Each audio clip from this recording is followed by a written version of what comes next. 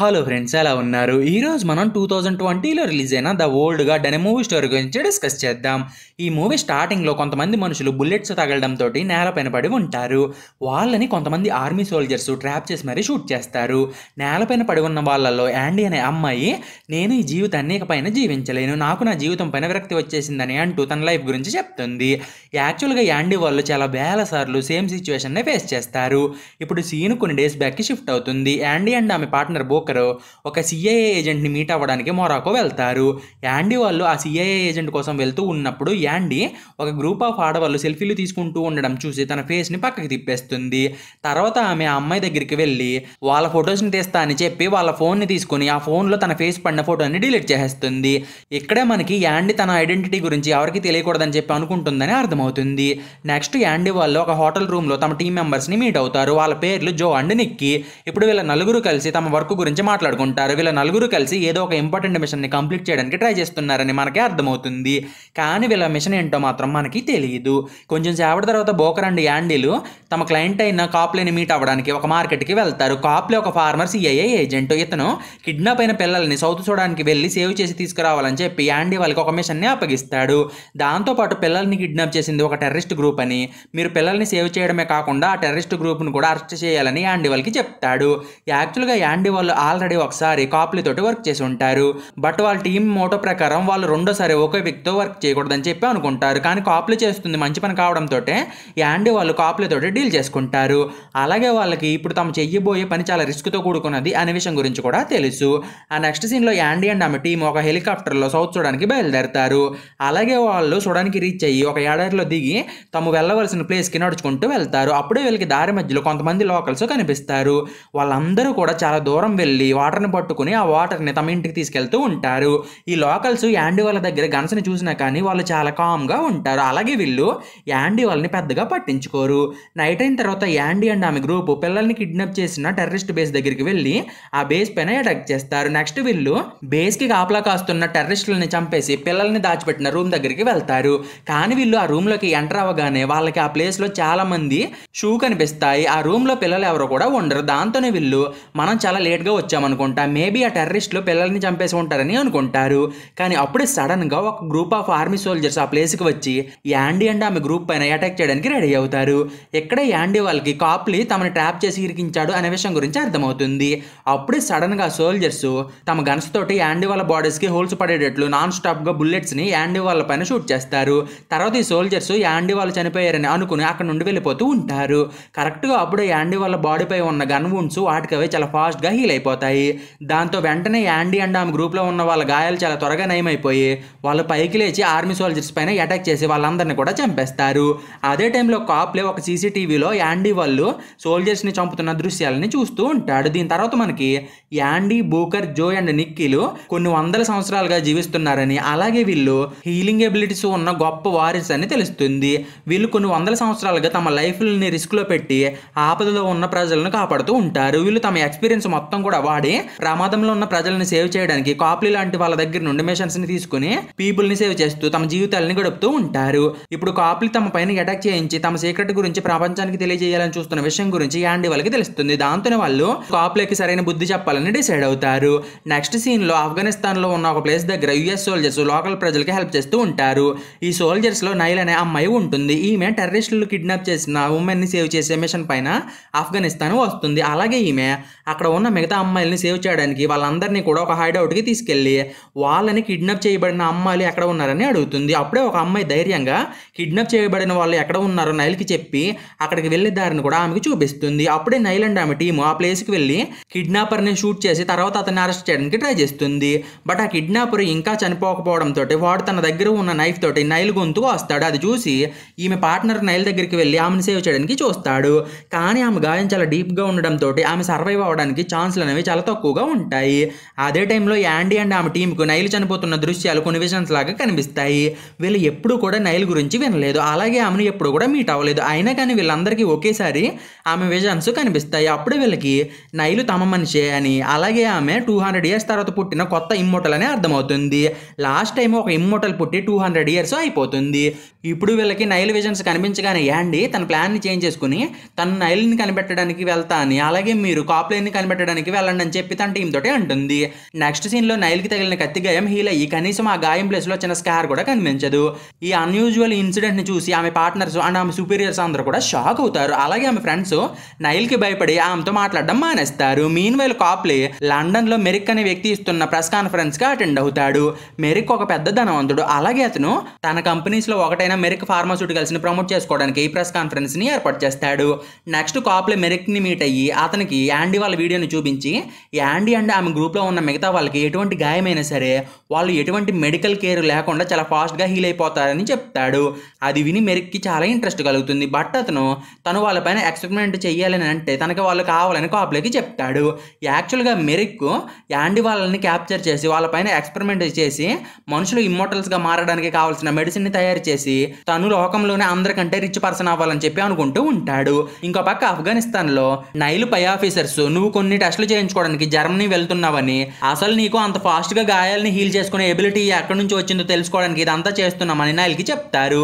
Next కొంతమంది soldiers Nile తమ మాట వినకపోతే ఆమెను బలవంతంగా అయినా సరే జర్మనీకి పంపించాలని చెప్పి ఆమె దగ్గరికి వస్తారు. కానీ అప్పుడే అక్కడికి యాండీ వచ్చి ఈ సోల్జర్స్ నైల్ ని ఏమి చేయకముందే వాళ్ళందరినీ కూడా కొట్టేసి వాళ్ళందరినీ స్పృహ తప్పేలాగా చేస్తుంది.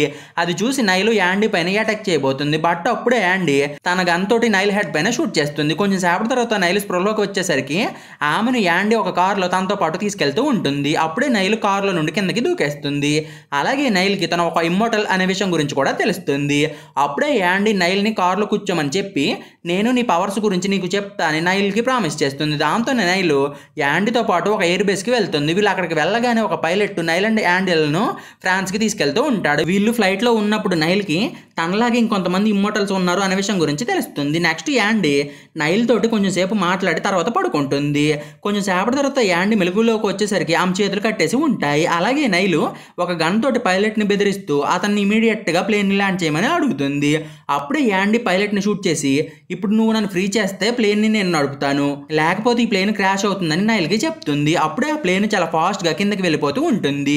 అలా ఆ ప్లేన్ కిందకి వెళ్ళి ఆల్మోస్ట్ క్రాష్ అవుతుందని లోపు నైల్ యాండీ దగ్గరికి వెళ్ళి ఆమెను ఫ్రీ చేసి ప్లేన్ ని నడపమంటుంది. కానీ అప్పుడే ఆమెకు పైలట్ ఇంకా చనిపోలేదని అతను కేవలం యాండీకి హెల్ప్ చేయడానికి చనిపోయినట్టు నటించాడని తెలుస్తుంది. నెక్స్ట్ నైల్ యాండీ తోటి ఫైట్ చేస్తుంది.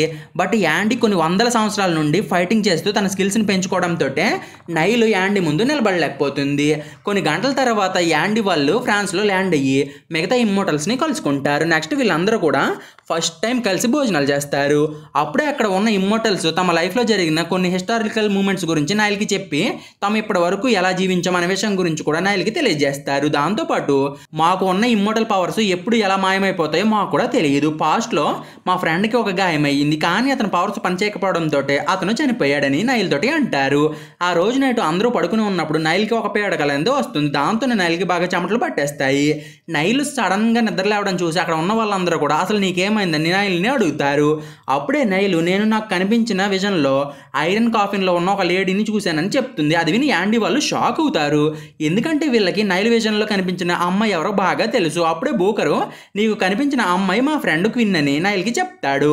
క్విన్ ఫస్ట్ ఇమ్మోర్టల్స్ లో ఒకరు. క్విన్ అండ్ యాండీలు మంచి పార్ట్నర్స్. బట్ వన్ డే వీళ్ళ ఎబిలిటీస్ గురించి తెలుసుకున్న కొంతమంది మనుషులు వీళ్ళిద్దరిని బంధించి ఆ తర్వాత వీళ్ళకి ఉరివేసి చంపడానికి ట్రై చేస్తారు. యాక్చువల్ గా ఆ కాలంలో ఉన్న ప్రజలు యాండీ వాళ్ళు మంత్రగత్తెలు అయి ఉంటారని అనుకుని వాళ్ళని చంపడానికి ట్రై చేస్తారు. కానీ వాళ్ళు ఎన్ని రకాలుగా ట్రై చేసినా కానీ యాండీ అండ్ క్విన్ లో అసలు చనిపోరు. దాంతోనే ఆ కాల ప్రజలు క్విన్ ని ఒక ఐరన్ కాఫిన్ లో బంధించి ఆమెను సముద్రంలో పడేస్తారు. సో దాంతోనే క్విన్ ఆల్మోస్ట్ 500 years గా ఆ కాఫిన్ లోనే ట్రాప్ అయి ఉండిపోతుంది. ప్రస్తుతం క్విన్ మనుషులకు దూరంగా సముద్రపు అడుగున ఉంటుంది. ఆమెను ఇమ్మోర్టల్స్ కూడా కనిపెట్టలేకపోతారు. ఇప్పుడు క్విన్ స్టోరీ విన్న తర్వాత నైల్ అండ్ యాండీలు బయటికి వస్తారు. కరెక్ట్ గా అప్పుడే ఆ ప్లేస్ కి మ్యారిక్ మనుషులు వచ్చి ఇమ్మోర్టల్స్ పైన అటాక్ చేస్తారు. ఈ అటాక్ లో బోకర్ పైన గ్రెనేడ్ అనేది పడుతుంది. దానివల్ల బోకర్ తన వూండ్స్ ని హీల్ చేసుకోవడానికి చాలా టైం పడుతుంది. అదే టైంలో యాండీ తన పైన అటాక్ చేయడానికి వచ్చిన వాళ్ళని చంపేసి తర్వాత నైల్ అండ్ బోకర్లను తీసుకుని అక్కడ నుండి ఎస్కేప్ అవుతుంది. కానీ జో అండ్ నిక్కిలు మాత్రం మ్యారిక్ పంపించిన వాళ్ళకి దొరికిపోతారు. అప్పుడే నిక్కీ స్ప్రో తప్పి పడిపోతాడు. అలాగే అతని గాయాలు కూడా హీల్ అవ్వవు. అది చూసి జో తన ఫ్రెండ్ కి ఏమైందో అని చెప్పి చాలా బాధపడతాడు. అప్పుడే అక్కడ ఉన్న మ్యారిక్ మ్యారిక్ మనుషులు జోని చూసి నవ్వుతారు. అలాగే వాళ్ళు కొంపదీసి మీరిద్దరు కపుల్సా అని జోని అడుగుతారు. అప్పుడే జో తము లవర్స్ అని వాళ్ళకి చెప్తాడు. అదే టైంలో నిక్కీ స్పృహలోకి వచ్చి జోని కిస్ చేస్తాడు. కొంచెం సేపటి తర్వాత నిక్కీ అండ్ జోలను ఒక హెలికాప్టర్లోకి ఎక్కించి తర్వాత వాళ్ళని ఒక రీసెర్చ్ ల్యాబ్ దగ్గరికి తీసుకెళ్తారు. వాళ్ళని చూసి మ్యారిక్ ఫైనల్గా తన ఎక్స్పెరిమెంట్కి టెస్ట్ సబ్జెక్ట్స్ దొరికాయని చెప్పి చాలా హ్యాపీగా ఫీల్ అవుతాడు. అలాగే అతను నిక్కీ అండ్ జోలు నిజంగానే ఇమ్మోటల్సా కాదా అని తెలుసుకోవడానికి జోని చాలాసార్లు పొడుస్తాడు. కొంచెం సేపటి తర్వాత జో గాయాలు నయమైపోతాయి. అది చూసి అక్కడ ఉన్న వాళ్ళందరూ కూడా సర్ప్రైజ్ అయిపోతారు. అప్పుడే మ్యారిక్ మెయిన్ రీసెర్చర్ ఇమ్మోటల్స్ పైన తమ ఎక్స్పెరిమెంట్ చేయబోతున్నామని చెప్పి బాగా ఎగ్జైట్ అయిపోతాడు. ఇంకో పక్క యాండీ, నైల్ అండ్ బోకర్లు యాండీకి తెలిసిన ఒక కేవ్ లోపలికి వెళ్ళి అక్కడే దాక్కుంటారు. అక్కడే యాండీకి ఇంతకు జరిగిన ఫైట్లో తనకి తగిలిన గాయం ఇంకా నయం కాలేదు అనే విషయం గురించి తెలుస్తుంది. సో దాంతోనే యాండీ తను త్వరలోనే చనిపోబోతున్నానని అనుకుంటుంది. బట్ యాండీ తన సిచ్యువేషన్ గురించి నైల్ అండ్ బోకర్లకి చెప్పదు. ఇంకో పక్క ల్యాబ్లో డాక్టర్లు జో అండ్ నిక్కీల బ్లడ్ అండ్ వాళ్ళ టిష్యూలను తీసుకుని వాటిని చెక్ చేస్తూ ఉంటారు. ఇప్పుడు మ్యారిక్ దగ్గర ఎక్స్పెరిమెంట్స్కి కావాల్సినవన్నీ ఉండడంతో కాప్లీ నిక్కీ అండ్ జోల్ని వదిలేయమంటాడు. కానీ మ్యారిక్ మాత్రం వాళ్ళని ఎట్టి పరిస్థితుల్లోనూ వదిలిపెట్టనని, వాళ్ళు ఇక పైన తన ల్యాబ్లోనే ఉంటారని కాప్లీ తోటి అంటాడు. బట్ కాప్లీకి మాత్రం అది నచ్చదు. కానీ అతను మ్యారిక్ తోటి గొడవ పడడం ఇష్టం లేక మ్యారిక్కి అడ్డు చెప్పలేకపోతాడు. ఆ next day morning Andy Neil family ఫోటోని చూసి మన ఇమ్మోటల్స్లో కేవలం నీకు మాత్రమే ఫ్యామిలీ ఉందని నైల్ తోటి అంటుంది. నైల్కి ఒక మదర్ అండ్ బ్రదరు ఉంటారు. ఇప్పుడు నైల్ ఒక ఇమ్మోటల్ కావడంతో ఆమె తన మిగతా జీవితాన్ని తన ఫ్యామిలీతో కలిసి జీవించలేనని అర్థం చేసుకుని చాలా బాధపడుతుంది.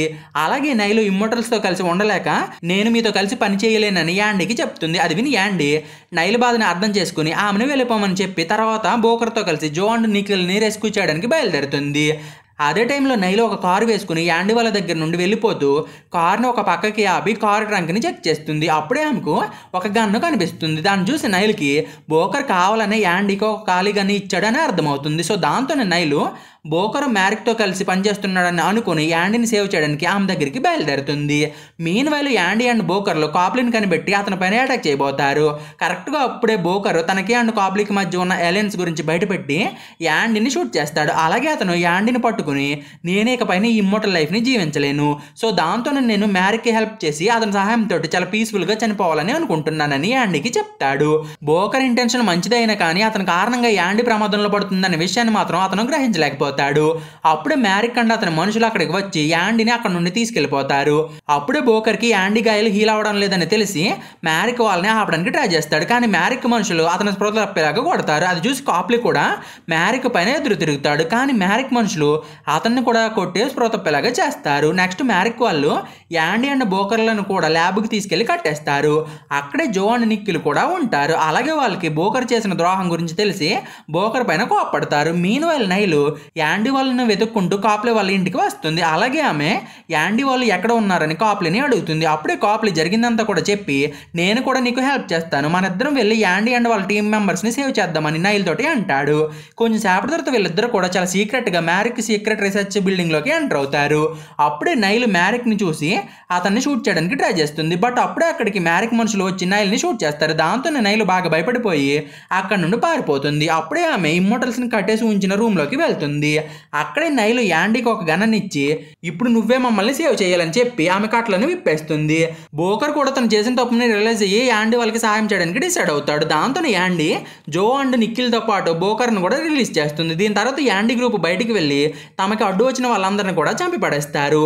అప్పుడే యాండీ టీం మెంబర్స్ యాండీ కండిషన్ గురించి తెలుసుకుని ఆమెను సేవ్ చేస్తూనే మ్యారిక్ మనుషుల్ని షూట్ చేస్తూ ఉంటారు. అదే టైంలో మ్యారిక్కి యాండీ స్పెషల్ యాక్స్ కనిపిస్తుంది. సో దాంతో మ్యారిక్ ఆ యాక్స్ని యూజ్ చేసి తనని తను ప్రొటెక్ట్ చేసుకోవాలని అనుకుంటాడు. ఇంకో పక్క యాండీ ఒక ఎమర్జెన్సీ యాక్స్ని యూజ్ చేసి మ్యారిక్ మనుషులను ఒక్కొక్కరుగా చంపుతూ మ్యారిక్ దగ్గరికి బయలుదేరుతుంది.